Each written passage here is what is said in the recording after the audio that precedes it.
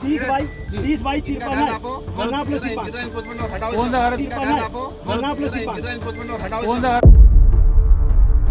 घटनाक्रम ऐसा हुआ था कि पहले जेसीबी आई, इसको फोड़ दी। कल मंत्री जी जब आए तो हमने कलेक्टर साहब से बताया कि श्रीमान जो आप पेपर में आया है वो सर गलत आया है, ये जेसीबी से फोड़ा गया है। हमारे सामने फोड़ा गया है। नहीं, खामोशी नहीं थी, क्योंकि उसने वही बात 3-4 बार रिपीट हुई थी, तब ये ऐसा इंसिडेंट हुआ था। एमपी में बुलडोजर कल्चर की दहशत कायम है।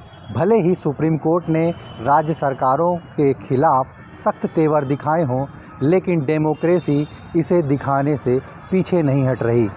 पहले सतना कलेक्टर का यह वीडियो देखिए, फिर आपको पूरी कहानी बताते हैं।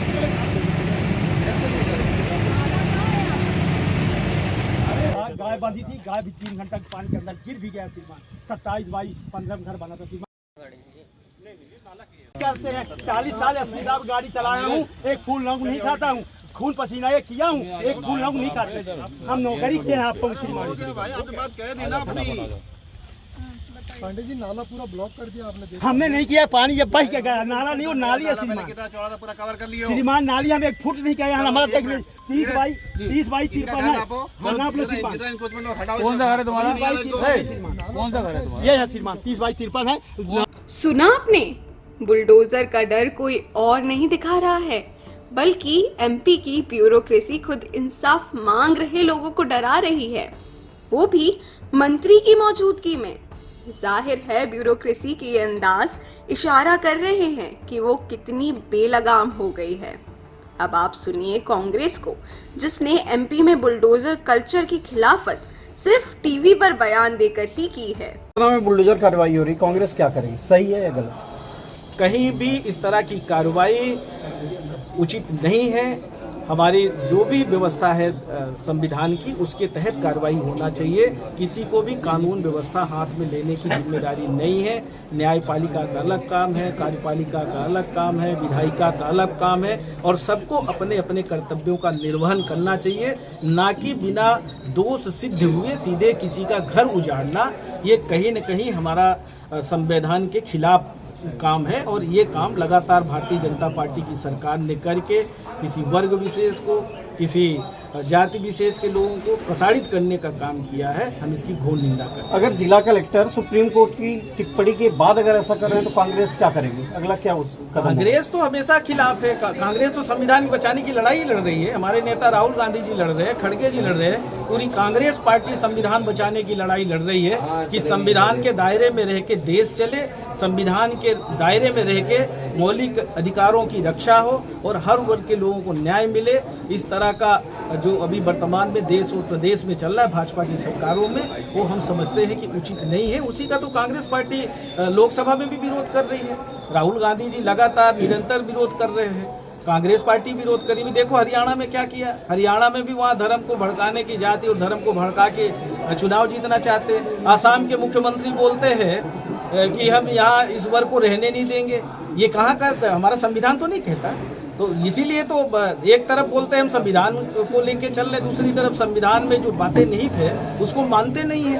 तो ये गलत है और इसकी हम घोर निंदा करते हैं। सबके अपने अपने दायित्व तय है, उस दायित्व के तहत ही निर्वहन करना चाहिए और उसी के तहत हमारा देश चलना चाहिए।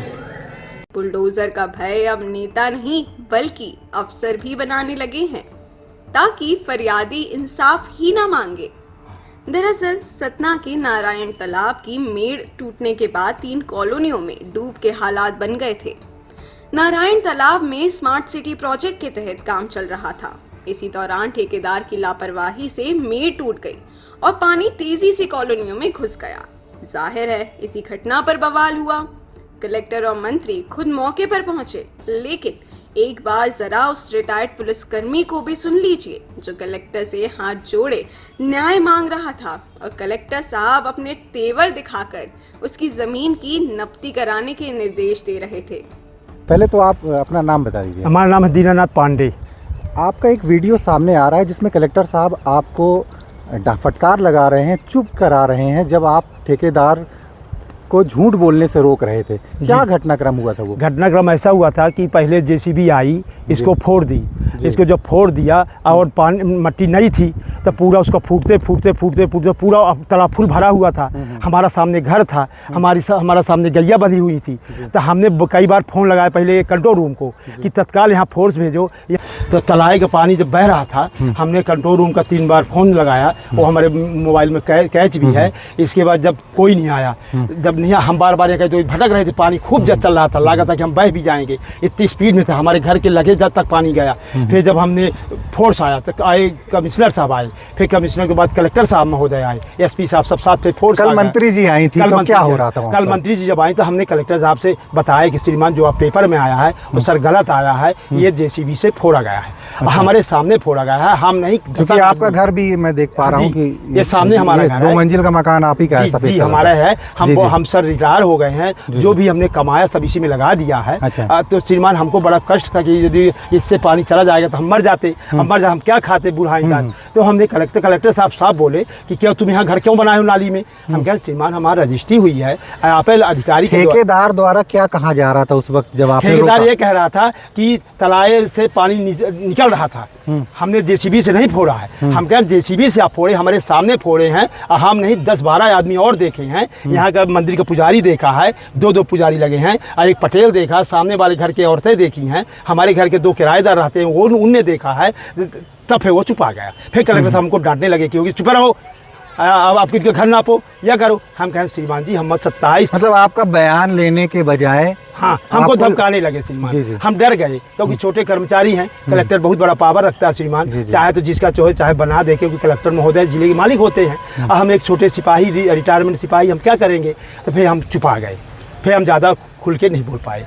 हमने बहुत रिक्वेस्ट किए। नाप हुई आपके घर के? सर हमारे घर की नाप को देखे और देख के अंदाज कर लिए कि 30 है 22 होगा, ज़्यादा नहीं होगा, तो नहीं किए सर। हाँ दरअसल एमपी में 15 साल पहले बुलडोजर की दहशत हुआ करती थी, वो भी बाबूलाल गौर के जमाने में।